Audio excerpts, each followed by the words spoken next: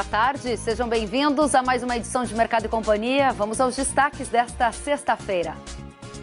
Empresas chinesas compram cerca de 600 mil toneladas de soja dos Estados Unidos. O negócio representa o maior volume feito entre os países desde junho.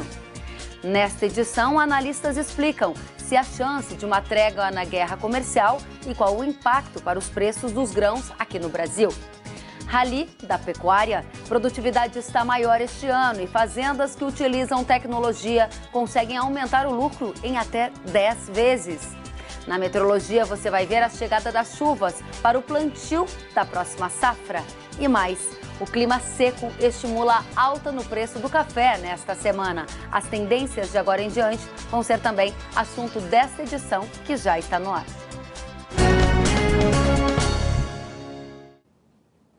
A possibilidade de um avanço nas negociações comerciais entre Estados Unidos e China e dados do Departamento de Agricultura dos Estados Unidos divulgados ontem fizeram o contrato da soja fechar o pregão com alta de mais de 3%, alguns contratos que são negociados no mercado futuro internacional. Vamos acompanhar. O mercado agrícola está de olho na possibilidade de um avanço nas negociações comerciais entre Estados Unidos e China. O presidente americano Donald Trump disse ontem que prefere buscar um acordo comercial abrangente com Pequim, mas não descartou a hipótese de um pacto preliminar, embora tenha ressaltado que um acordo fácil não seria possível. Além disso, o Departamento de Agricultura dos Estados Unidos reduziu ontem a estimativa de estoque final de soja na safra 19/20, mais do que o esperado pelo mercado. Esses dois fatores foram suficientes para que o vencimento de novembro encerrasse a sessão com alta de 3,35%. De acordo com o USDA, os Estados Unidos devem chegar ao fim da temporada atual com estoques de 17 milhões e 400 mil toneladas.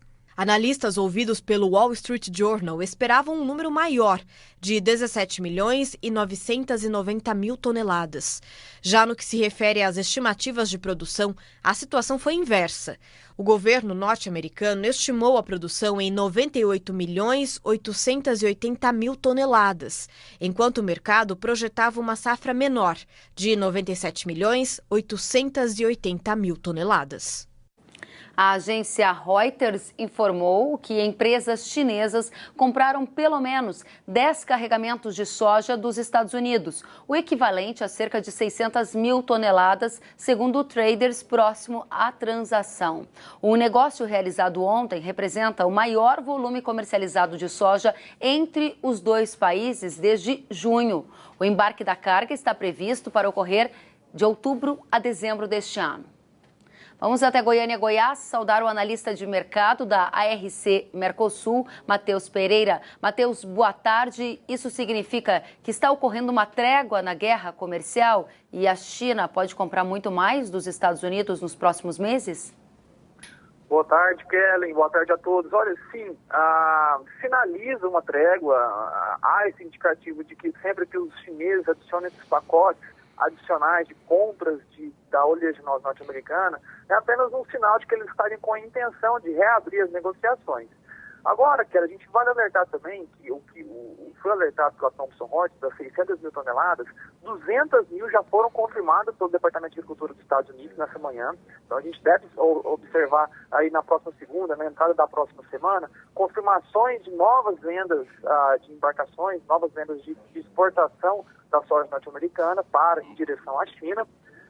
E que a gente acredita ainda, Kellen, que no decorrer dessas conversas que são programadas aí para o comecinho de outubro entre delegações de alto calão da China com os Estados Unidos, que devem ser realizadas lá em Washington, a gente deve observar que se essas conversas tiverem um tom agradável, um tom amigável, mais pacotes devem ser adicionados de compras norte-americanas da soja em direção à China, o que é extremamente positivo aos preços da soja na CBOT, Kellen. O que a gente vê aí foi um reflexo ontem no mercado, disparou uma alta aí bem agressiva para a soja, que acabou arrastando o milho, e o que fomenta a alta de hoje também. Toda a especulação está atenta nesse movimento de que a China pode voltar a ser uma compradora mais agressiva do produto norte-americano, desde que os tons das conversas, os tons das negociações comerciais se tornem mais amigáveis. Bom, isso quer dizer que o Brasil pode perder espaço nas compras chinesas e os Estados Unidos ocupar parte dessa fatia. Como isso reflete nos preços aqui do mercado brasileiro? Olha, Kellen, eu não diria que perderia espaço, até porque essas novas compras que são adicionadas agora, que foram confirmadas hoje de manhã pelo USDA, elas são para o início das embarcações, meados de dezembro, início de janeiro, que se prolongam um pouco mais, talvez até o comecinho de fevereiro.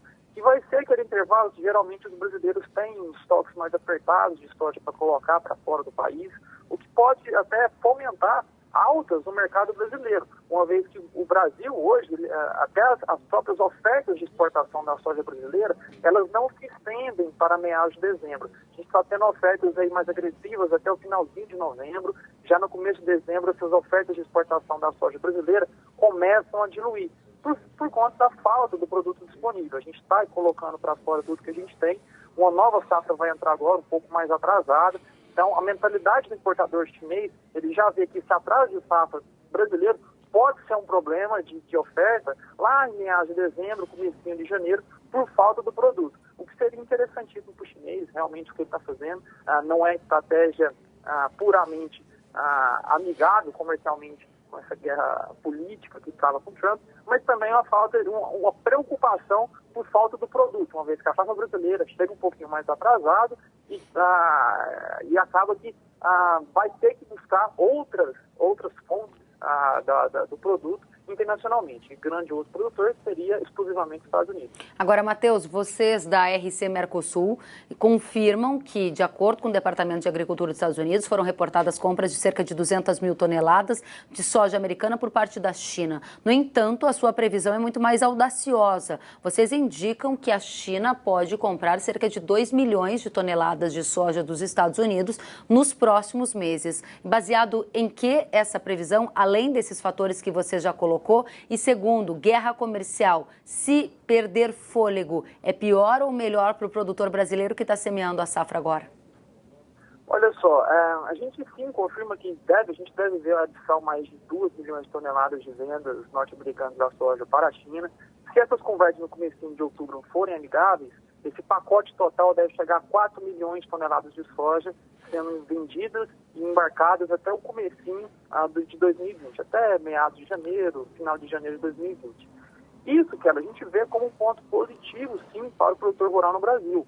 Uma vez que, querendo ou não, sei que há muita insatisfação quando a gente toca nesse assunto, mas o benchmark, o grande formador de preço da soja no Brasil, ainda continua sendo o CBOT. Qualquer ganho que a gente tem por lá, a gente vê esse reflexo, não diretamente, mas com alguns atrasos de alguns dias, a gente vê esse reflexo também nas ofertas brasileiras.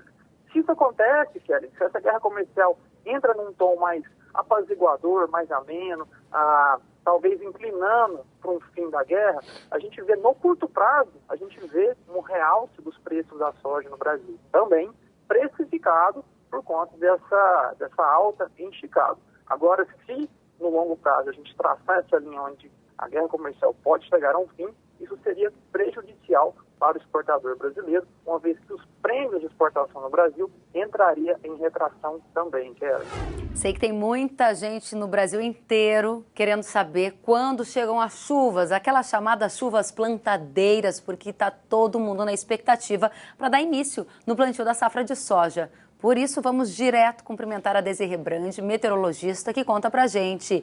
Os modelos ainda mostram essas chuvas chegando a partir do dia 20, semana que vem, para algumas regiões do Centro-Oeste. Boa tarde, Desirê. Boa tarde, Kellen. Boa tarde também a todos que nos assistem. Olha, os modelos estão insistindo sim nessa chuva para o final, para o último decêndio do mês de setembro. Mas muito cuidado, porque essa chuva não vai ser generalizada e ela ainda não se consolida, ou seja, ela ainda não vem para ficar. Eu vou mostrar agora mais detalhes do comportamento dessa chuva nos próximos dias.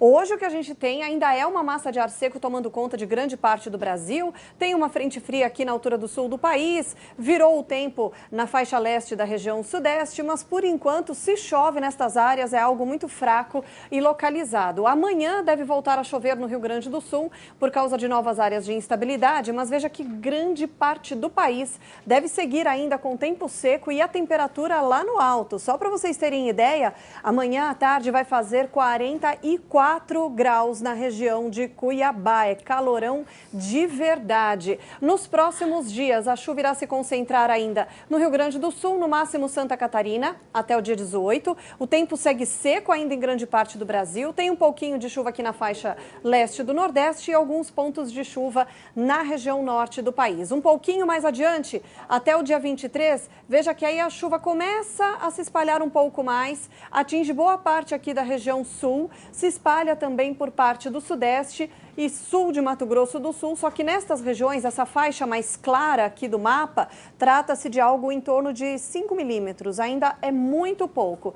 Aí, nessa próxima penta daqui, nesses próximos 5 dias, que alcança o dia 28 de setembro, aí sim a gente vê uma condição mais expressiva aqui em relação à chuva, tanto no Sudeste como em parte do Centro-Oeste. A chuva pode se espalhar um pouco mais pelo estado de Mato Grosso do Sul, alcança aqui sul de Goiás, sul de Mato Grosso e até oeste de Mato Grosso. Mas percebam que o acumulado ainda é muito baixo e, como eu falei, essa chuva ainda não vem para ficar. O que está chamando a atenção de nós meteorologistas é a previsão que os modelos estão insistindo dia após dia para o mês de outubro. Por isso que eu trouxe esse mapa aqui, que é a previsão de anomalia de chuva para o mês de outubro no Brasil. A chuva deve ficar acima da média no Rio Grande do Sul neste mês. E olha aqui, ó, grande parte do país, nas principais áreas produtoras, o outubro ainda será um mês com muita irregularidade. Não vai ser ausência total,